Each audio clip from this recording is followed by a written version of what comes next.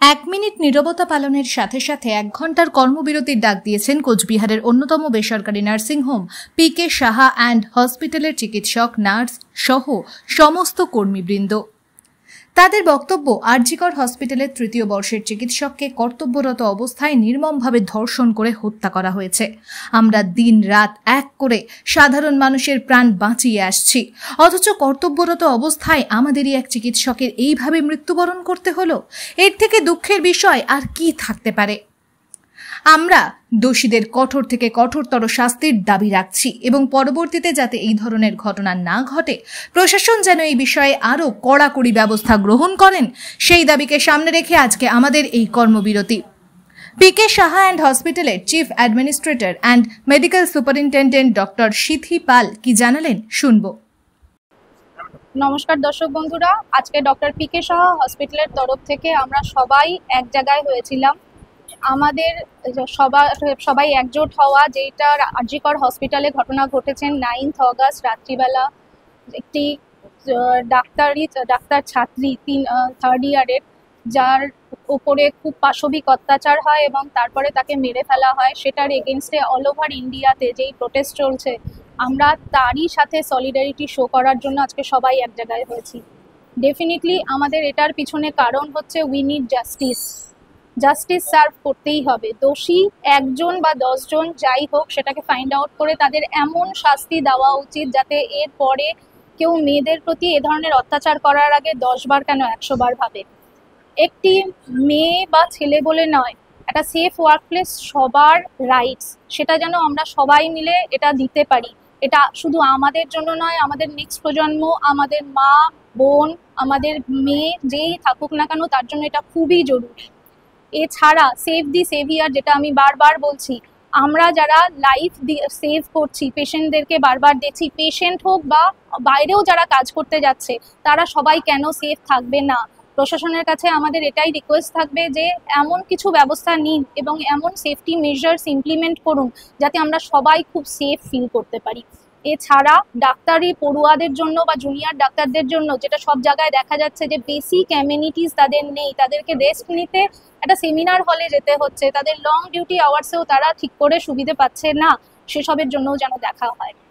তো আমি শুধু এই বলেই শেষ করতে চাই যে not only save the saviors, it should be a safe place for everyone, whether it is female, male, আমরা সবার একটা সেফ প্লেসের জন্য আবেদন করছি এবং we need justice for this crime.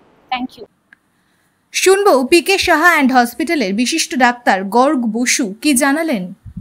হয়েছি আরজিকরে যে ঘৃণ্যতম একটা ঘটনা ঘটেছে, যেটা একটা মানব সমাজে এর থেকে বেশি খারাপ ঘটনা আর কখনো দেখা যায়নি। ঠিক আছে, তো আমরা এর জন্য যে দোষী তাদের প্রপার শাস্তি চাই। একটা সেফ ওয়ার্ক প্লেসের জন্য এই দাবি, আর তার সাথে নারী পুরুষ ভেদাভেদ নয়, এটা মানব জাতির একটা কলঙ্ক। তার জন্য যেন একটা দৃষ্টান্তমূলক ঐতিহাসিক শাস্তি হয়, যাতে ভবিষ্যতে এই ধরনের চিন্তা যেন কারোর মাথায় না আসে। প্রশাসনের কাছে এবং বিচার ব্যবস্থার কাছে আমরা আস্থা রাখছি এবং এটাই আমার তাদের কাছে দাবি। মানুষের মধ্যে যে বেসিক এথিক্স, সেই এথিক্সের বড্ড অভাব। তাদের মধ্যে প্রপার যে শিক্ষা, যেটা একটা ছোট বয়সে হয়, সেটার বড্ড অভাব। সেটা যেন গ্রো করে।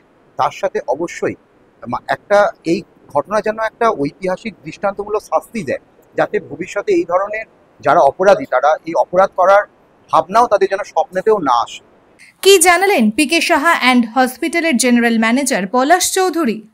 আজকে আমরা ডক্টর পিকে সাহা হসপিটালের পক্ষ থেকে সমস্ত স্টাফরা মিলে আরজিকর হসপিটালে যে ঘটনাটি ঘটেছে সেই ঘটনাটির তীব্র নিন্দা করলাম এবং সমাজের যে স্বাস্থ্য ব্যবস্থা, সেই স্বাস্থ্য ব্যবস্থার পক্ষ থেকে সরকারি এবং বেসরকারি হসপিটালে যে 1 ঘন্টার জন্য যে কর্মবিরতির জন্য ঘোষণা করা হয়েছে, তার জন্য আমরা সামিল হলাম।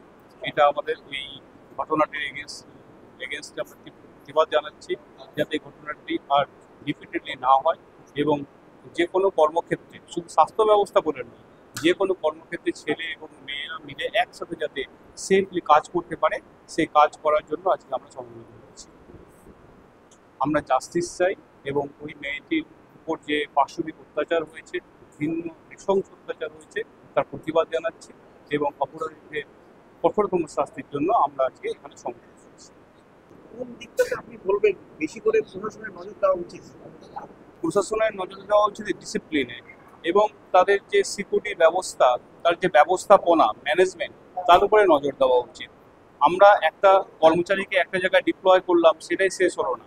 সেই কর্মচারীটি রাত্রিবেলা কোথায় রেস্ট নেবে, কোথায় খাবে এবং কিভাবে ডিউটি করবে, তার যে প্রপার অ্যারেঞ্জমেন্ট, সেই অ্যারেঞ্জমেন্টটা ব্যবস্থাটা করে তারপরে সেই এমপ্লয়িটিকে ওই জায়গাটাতে সেফলি ডিপ্লয় করা উচিত। এবং সেই ব্যাপারটাতে প্রশাসনিক এবং বেসরকারি এবং সরকারি সব সংস্থাকেই সেখানে নজর দেওয়া উচিত। ব্যুরো নিউজ ABN 24/7 সঙ্গে থাকবেন।